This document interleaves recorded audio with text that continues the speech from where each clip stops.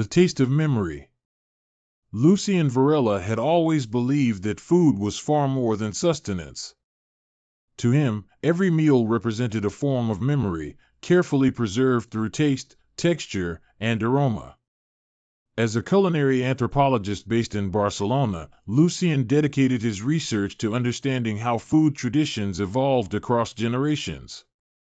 Recipes, he argued, were not fixed instructions but living narratives shaped by time and circumstance.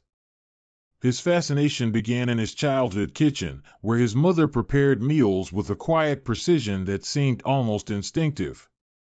She rarely measured ingredients, relying instead on taste and experience. Lucien watched as she adjusted flavors with small gestures. A pinch of salt, a squeeze of lemon, a brief pause to smell the steam rising from a pot, each action revealed a deep familiarity with the process. Years later, he realized that cooking was a form of embodied knowledge. The hands, the palate, and even the sense of smell worked together to guide decisions that could not always be explained verbally. During his academic career, Lucien traveled extensively, documenting food practices in different regions. He was less interested in elaborate dishes and more fascinated by everyday meals. Simple foods often carried the richest meanings. A bowl of soup, a piece of bread, or a cup of tea could reflect history, geography, and cultural identity. In northern villages, he observed how bread was baked in communal ovens, shared among families as both nourishment and tradition. The process itself created social bonds that extended beyond the act of eating. In coastal towns, seafood dishes reflected a direct relationship with the environment. Fishermen adapted their meals to the rhythms of the sea, using whatever was available each day. Lucien noted that ingredients were never neutral. They carried stories of migration, trade, and adaptation. Spices, in particular, revealed connections between distant cultures. He also studied the role of beverages in social life. Coffee, wine, and tea were not merely drinks but rituals that structured conversation and interaction. In one region, coffee was consumed quickly, standing at a counter, marking a brief pause in the day. In another, tea was served slowly, accompanied by extended conversation and reflection. Lucien became increasingly aware that the pace of consumption influenced the experience itself. Eating quickly reduced food to function, while slow meals transformed it into an event. One evening, while dining with a family in southern Italy, Lucien experienced this difference firsthand. The meal extended for hours, moving gradually from one course to the next. Each dish was introduced with a story. The origin of the ingredients, the method of preparation, and the significance of the recipe were all part of the experience. Lucien realized that the meal was not just about food. It was about continuity, connection, and shared presence. Returning to Barcelona, he began reflecting on how modern life had altered eating habits. Convenience often replaced tradition, and speed replaced attention. Prepackaged meals and standardized flavors reduced the diversity of culinary experiences. The act of eating became increasingly disconnected from its origins. Lucien did not reject modernity, but he questioned its impact. Efficiency, while practical, often came at the cost of depth and meaning.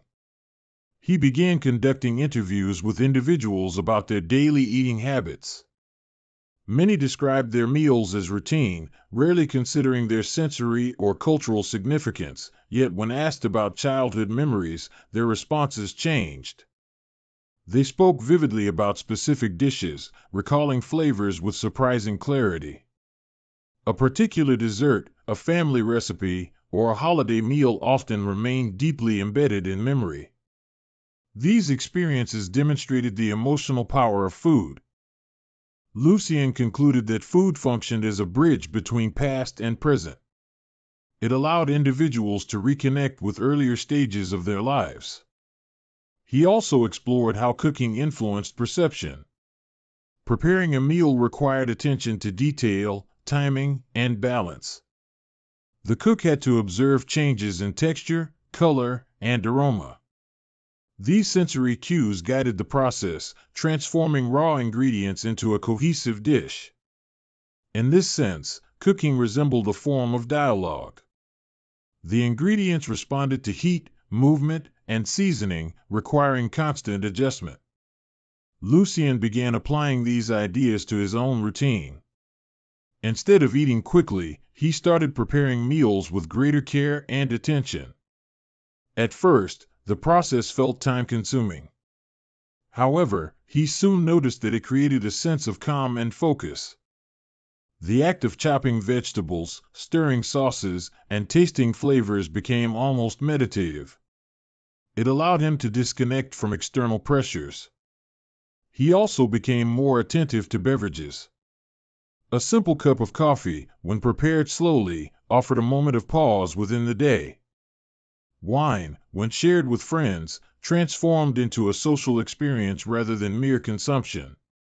Even water, he realized, carried a subtle presence when noticed consciously. Over time, Lucien's perspective on food continued to evolve. He no longer saw meals as isolated events but as part of a larger pattern of daily life. Each meal contributed to a rhythm, structuring time and shaping experience. Breakfast signaled the beginning of activity, while dinner marked a transition toward rest. In his later work, Lucien argued that food and drink were essential components of human identity. They reflected not only cultural traditions but also personal choices and habits. What people ate, how they prepared it, and with whom they shared it all contributed to a broader narrative of life. Standing one evening in his kitchen, preparing a simple meal, Lucien reflected on this idea. The ingredients were modest, yet the process felt meaningful. The aroma filled the room, the textures shifted under heat, and the flavors gradually developed. Each stage required attention and care. For Lucien Varela, food was no longer just nourishment. It was a form of engagement with the world. Through meals and drinks, he discovered a way to slow down, observe, and connect. In the ordinary act of eating, he found an extraordinary depth. And in that depth, he realized that taste was not merely a sensation. It was a language through which memory, culture, and presence could be experienced all at once.